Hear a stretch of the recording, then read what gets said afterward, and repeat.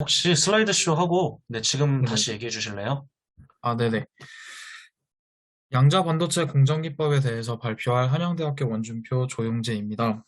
일단은 주예훈님께서 저희가 발표하려던 내용의 전체적인 기본 토대를 말씀해 주신 것 같아서 조금 더 설명하기 쉬울 것 같아서 정말 감사하다는 말씀을 전해드리고 싶고, 저희가 먼저 사실 처음에 이 주제를 선정하게 된 이유는 바로 인텔이랑 큐테크에서 만드는 데모 큐비트 홀스리지 2 모델을 보고 나서 이 주제를 선택하게 되었는데요.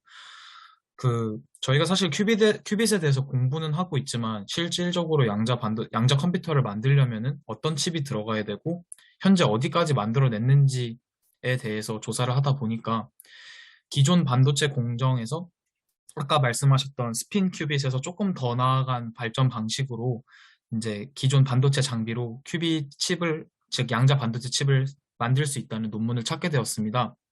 논문이 만들어진 연도도 2021년 1월 29일로서 되게 따끈따끈한 논문이고, 그리고 더군다나 최근에 이 발표된 논문으로 인해서 그 인텔에서 홀스 리지 2 모델까지 5월 달에 개발했다는 내용을 확인해서 저희는 이 주제를 선정하게 되었습니다.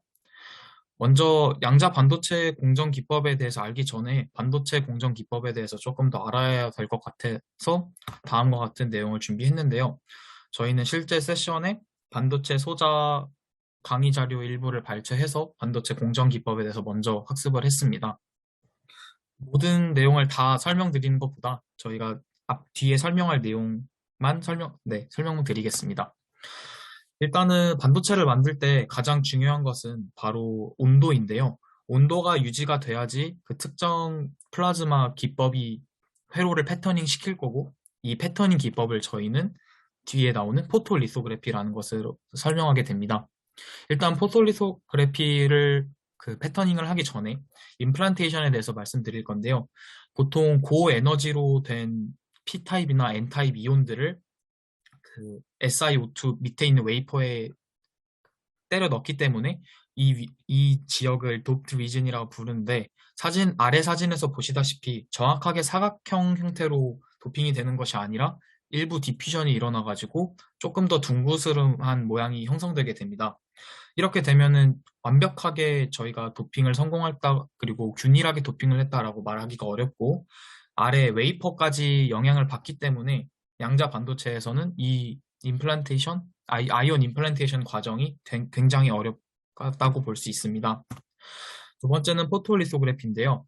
이제 회로의 특정 패턴을 입력하기 위해서는 보통 플라즈마로 강력하게 쪼이게 되는데요. 이때 다른 성질을 건드리지 않게, 즉 물질의 성질이 변하지 않게 패터닝을 하는 것이 가장 중요한 기법입니다. 그렇기 때문에 저희는 마스킹이라는 것을 하게 되는데, 즉 필요하지 않는 부위는 모두 빨갛게 마스킹을 하고, 즉 코팅을 씌우고 이제 그 위에 패턴을 입력한다고 생각하시면 되겠습니다. 포톨리소그래피는 대부분 다 빛으로 하는 거기 때문에 빛에 민감하면 절대 안 되고요. 밑에 웨이퍼 서브스트레이트, 즉 저희가 알고 있는 실리콘 웨이퍼가 최대한 영향을 안 받게 위에 코팅을 하게 됩니다. 그 다음에 이렇게 포토리소그래피를 거치게 되면은 마지막으로 에칭이라는 기법이 들어가게 되는데, 에칭은 그 다음 공정에 앞서서 되게 표면을 깨끗하게 닦아주는 것을 의미합니다. 두 가지 기법이 웻 에칭, 드라이 에칭으로 나뉘어지는데요. 그 중에서 화학적인 방식으로 표면을 닦아주는 방식을 즉 CBD라는 기법인데, 그 CBD를 실제로 사용할 수 있는 것이 저희가 찾아낸 논문입니다. 저희가 주 공정 기법 전에 간단하게 어떤 웨이퍼인지를 먼저 말씀드리겠습니다.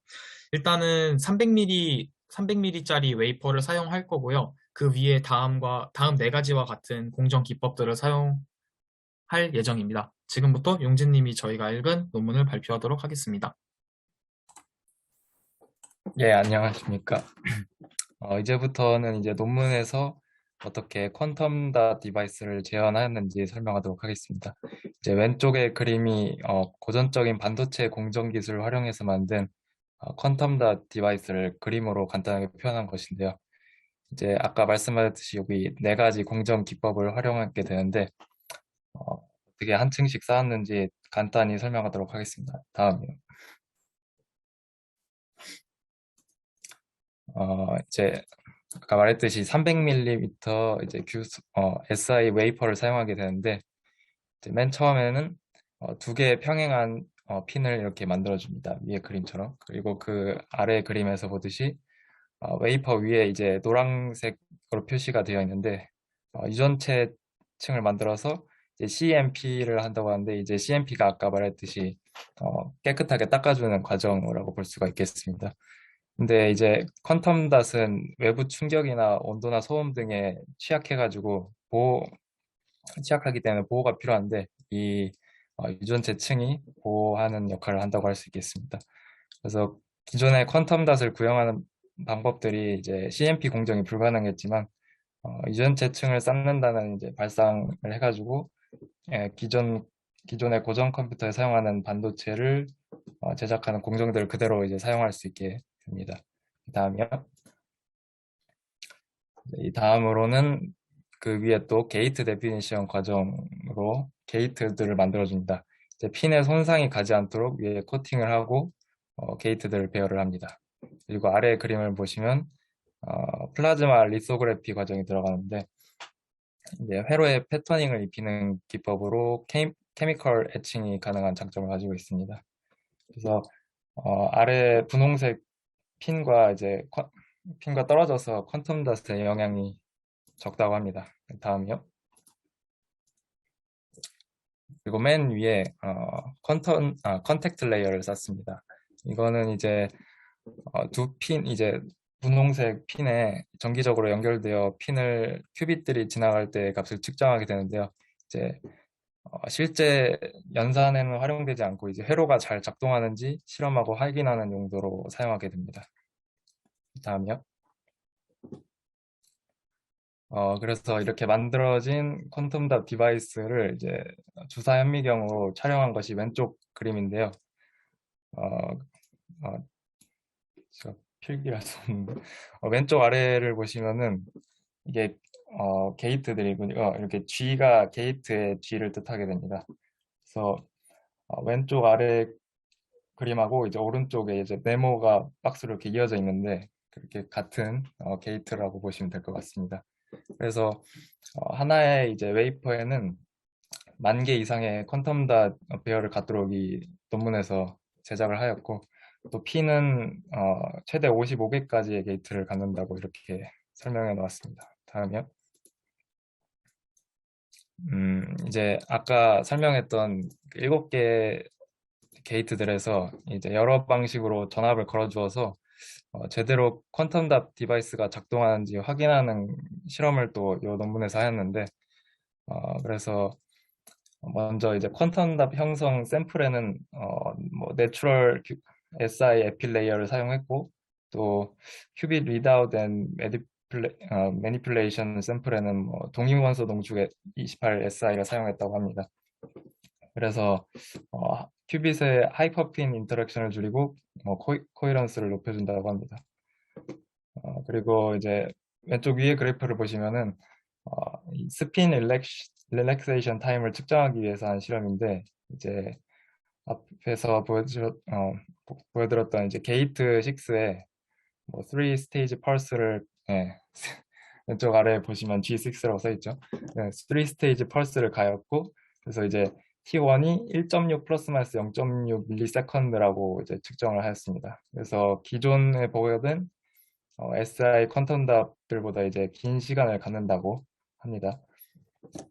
그리고 왼쪽 아래 그래프를 보시면은 이제 자기장을 핀과 평행한 방향으로 걸어주었을 때 이제 스핀 상태에 따른 신호 차이를 확인했다는 것을 이제 그래프로 표현한 건데요. 이제 보라색이 이제 스핀 업이고 노란색이 이제 스핀 다운이죠. 그래서 스핀 업일 때 이 전류 값이 이렇게 낮게 나온 것을 확인할 수 있습니다. 네, 다음이요. 그래서 이거는 이제 이 하나의 이 그래프가 이제 하나의 웨이퍼라고 보시면 되거든요. 그래서 이 웨이퍼 위에를 이제 82개로 쪼개서 그 각각의 이제 임계 전압들을 측정을 한 것인데 이제 간단하게 얘기하면 그냥 임계 전압에 뭐 통계적으로 좀 균일하게 나와가지고 웨이퍼가 이제 균일한 품질과 정확한 공정 제어가 있었음을 확인하였다고 이 논문에서 얘기를 하였습니다. 다음이요. 이것은 어떤 게이트들의 이제 전압을 걸어주었을 때 뭐 쿨롱 다이아몬드의 모양을 이렇게 확인을 하였다고 하였는데 이게 정확하게 어떤 의미인지를 이해를 하지 못해서 일단은 뭔가 중요한 내용인 것 같아서 넣어놓긴 했습니다. 다음. 그래서 마지막으로 이 논문의 이제 이의와 한계 그리고 전망에 대해서 좀 설명을 드리자면 이제 유전체층으로 퀀텀 닷을 보호해서 기존의 고전 회로에 사용하는 산업 공정을 활용할 수 있다는 것이 이의가 되겠고요.